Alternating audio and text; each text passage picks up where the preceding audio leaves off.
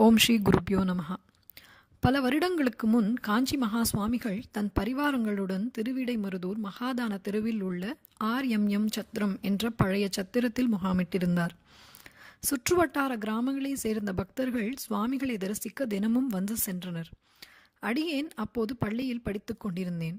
என் தகப்பனார் உள்ளூர் காஞ்சி மடத்தின் பொறுப்பில் இருந்ததால் அடிக்கடி திருவிடைமருதூர் சென்று பெரியவாளை தரிசித்து வருவார்.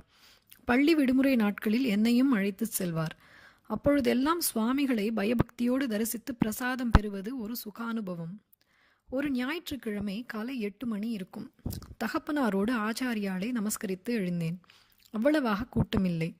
தகப்பனாரை அருகில் அழைத்த சுவாமிகள், சந்தானம், உங்க கிராமத்துல சேர்ந்தவாளெல்லாம் இங்க வந்து கொண்டிருக்காளோன்னோ, எல்லாரையும் வர சொல்லு. ஒவ்வொருவரும் வெறுமனே திரும்பி போகக்கூடாது. இங்கேயே சந்திரமௌலீஸ்வரர் பிரசாதமா வைஸ்வதேவம் பண்ணிட்டு போகணும். என்ன புரிஞ்சதா என்று சிரித்துக்கொண்டே தாயின் கருணையோடு உத்தரவிட்டார். என் தகப்பனார் மிகவும் பவ்யமாக பெரியவா உத்தரவு என்று சொல்லிவிட்டு நமஸ்கரித்தார். அடியேனும் நமஸ்கரித்தேன். பெரியவா விடவில்லை.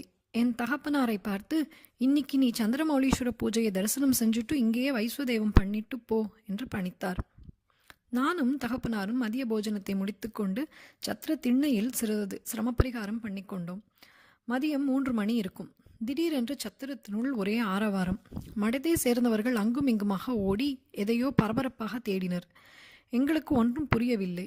விசாரித்தோம். மடத்தை சேர்ந்த ஒருவர், வேறு ஒன்றும் இல்லை, பெரியவா சந்திரமௌலீஸ்வர பூஜை பண்றச்சு அர்க்கிய பாத்திரம் இடுறதுக்காக கும்போணத்தை சேர்ந்த பெரிய மனுஷர் ஒருத்தர் தங்கத்தில் உதிரணி ஒன்று பண்ணி கொடுத்திருந்தார். சுமார் 3 பவுன் இருக்கும். நேற்று வரைக்கும் பெரியவா பூஜையில இருந்தது. இன்னைக்கு அதை காணலை. இண்டெடுக்கெல்லாம் தேடின்னு இருக்கோம். இன்னும் பெரியவா கிட்ட சொல்லலை, அவளுக்கு தெரியாது என்று கூறிவிட்டு தேடுவதில் முனைந்தார். ஸ்ரீமடத்து காரியஸ்தர் இது பெரியவா காதை எட்டுறதுக்குள்ள எப்படியும் கண்டுபிடிச்சு வச்சாகணும் என்று கவலையோடு சொன்னார். சிப்பந்துகளை ஒவ்வொருவராக அழைத்து விசாரணை பண்ணினார். அனைவரும் தங்களுக்கு தெரியாது என்று கூறிவிட்டனர். எல்லாரையும் விசாரணை பண்ணியாச்சு, ஒருத்தந்தான் பாக்கி என்று சொன்ன காரியஸ்தர், உக்ரான கைங்கரியம் பண்ற ராமநாதனை கூப்பிடு என்றார். சமையல் கட்டுக்கு போய் பார்த்துவிட்டு வந்த ஒருவர், சமையல்கார ராமநாதன் அங்கே இல்லை, அவன் அம்மாவுக்கு உடம்பு சரியில்லைன்னு பார்த்துட்டு வரதுக்காக தேப்பெருமாநல்லூர் வரைக்கும் போயிருக்கானா, சாயங்காலம்தான் அவனை எதிர்பார்க்கலாம் என்று கூறிவிட்டு நகர்ந்தார். மாலை மணி 5. மகா சுவாமிகள் தனது ஏகாந்த அறையை விட்டு வெளியே வந்தார். தம் பார்வையை நாலாபுரமும் சுழல விட்டு சற்று நின்றார். பிறகு தமது அறை வாயிலில் சுவரோரும் போடப்பட்டிருந்த ஆசனத்தில் அமர்ந்தார். சற்று நேரத்தில் கூடத்து பக்கம் பூஜா கைங்கரியம் பண்ணும் இளைஞன் ஒருவன் வந்தான். அவனை அருகே அழைத்த ஆச்சாரியால், ஏண்டாப்பா, நானும் மத்தியானத்துலேருந்து பார்க்குறேன், சத்திரம் அல்லோல கல்லோல பட்டுருக்கே, என்ன சமாச்சாரம்? ரொம்ப பெரிய மனுஷா யாராவது இன்னைக்கு வரப்போறாளோ என்று ஒன்றும் தெரியாதது மாதிரி சிரித்தபடி கேட்டார். அந்த இளைஞன் சாஷ்டாங்கமாக நமஸ்காரம் பண்ணிவிட்டு, அப்படியெல்லாம் ஒன்றுமில்லை பெரியவா என்று மென்று விழுங்கினான். சுவாமிகள் விடவில்லை. ஒன்றும் இல்லைன்னு சொல்லிட்டா எப்படிப்பா, சத்திரமே அமக்கலப்பட்டுருக்கே, வேற என்னதான் விஷயம் என்று சிரித்தபடி வினவினார் ஆச்சாரியாள். அந்த இளைஞன் மிகவும் தயங்கியபடி, நீங்கள் சந்திரமௌலீஸ்வர பூஜை பண்றச்சு அர்க்கிய பாத்திரம் விடுறதுக்காக வச்சுருப்பேல ஒன்னும் பவுன் உத்ரணி, அதை காணல பெரியவா, அதைத்தான் சத்திரம் முழுக்க இண்டெடுக்கெல்லாம் தேடின்னு இருக்கா என்று வருத்தத்துடன் கூறினார். அடுத்து பெரியவா ஒரு கொக்கி போட்டார். ஏண்டாப்பா, நம்ம மனுஷா யார் பேர்லையாவது சந்தேகம் இருக்கோ, அப்படி ஏதாவது பேசிக்கிறாளோ?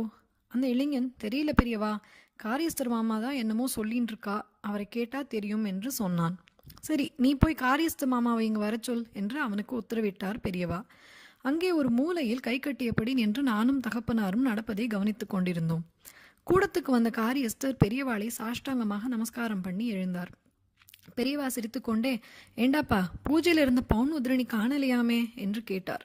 ஆமாம் பெரியவா, என்னிலேருந்து காணும்னு ஏதாவது தெரியுமோ? காரியஸ்தர் தயங்கியபடி, 2 நாளா சந்திரமௌலீஸ்வர பூஜையின் உபயோகத்துக்கு உதிரணியை எடுக்கல பெரியவா, இன்னைக்கு பார்க்கறச்சு அதை காணும் என்று மென்று விழுங்கினார். சரி, நீ என்ன நினைக்கிற?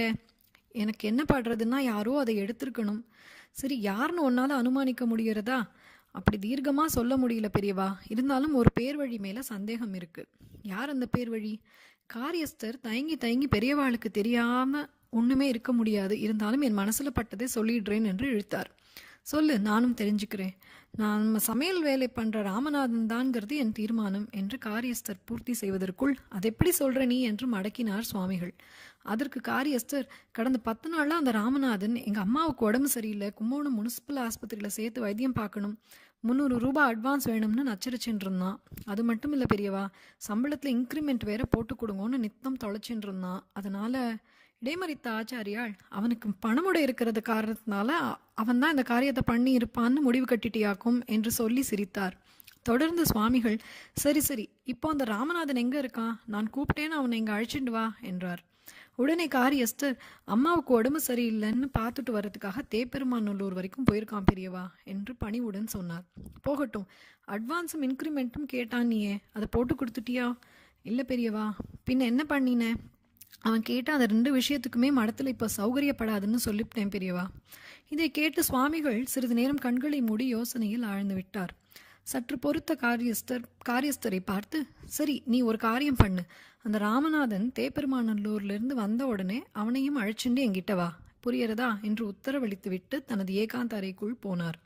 நாங்கள் அனைவரும் மெய்மறந்து அப்படியே கை கட்டி நின்றிருந்தோம். நேரம் ஓடிக்கொண்டிருந்தது. இரவு மணி 8. தேப்பெருமாநல்லூரிலிருந்து ராமநாதன் வந்து சேர்ந்தார். அவரை அழைத்து கொண்டு கூடத்துக்கு வந்த காரியஸ்தர் சொல்லி வைத்தாற்போல் பெரியவாரும் கதவை திறந்து கொண்டு வந்து அமர்ந்தார். சுவாமிகளை சாஷ்டாங்கமாக விழுந்து நமஸ்கரித்தார் ராமநாதன். உடனே பெரியவா வாத்சல்யத்துடன், ராமநாதா, உன் தாயாருக்கு உடம்பு சரியில்லைன்னு கேள்விப்பட்டேனே, இப்போ எப்படி இருக்கா என்று விசாரித்தார். ராமநாதன் கண் கலங்கியபடி, வயத்தில் ஏதோ கட்டி வந்திருக்கான் பெரியவா, கும்பகோணம் பெரிய ஆஸ்பத்திரியில் சேர்த்து தான் ஆப்ரேஷன் பண்ணணுமாம் என்று சொல்லி முடிப்பதற்குள் சுவாமிகள், அதுக்குத்தான் காரியஸ்தர்கிட்ட அட்வான்ஸ் கேட்டியா என்று வினவினார். ஆமாம் பெரியவா, இன்க்ரிமெண்ட்டும் வேணும்னியாமே. இதற்கு ராமநாதன் பதில் சொல்லவில்லை. ஏன் பதில் சொல்ல மாட்டேங்கிற? இப்போ மாதம் என்ன சம்பளம் வாங்குற? ₹60 பெரியவா. என்ன இன்க்ரிமெண்ட் எதிர்பார்க்குற? பதில் இல்லை. பெரியவாளும் விடவில்லை. ராமநாதன் தயங்கியபடி சன்னமான குரலில், மாதம் ஒரு ₹10 பெரியவா என்று குழைந்தார். மாதம் ₹70 சம்பளம் வேணுங்கிற நீ, அப்படித்தானே? இது சுவாமிகள். இதற்கும் பதில் இல்லை. உடனே காரியஸ்தரை பார்த்த சுவாமிகள், இவன் ₹10 இன்க்ரிமெண்ட் கேட்குறான், நீ என்ன பண்ணுற?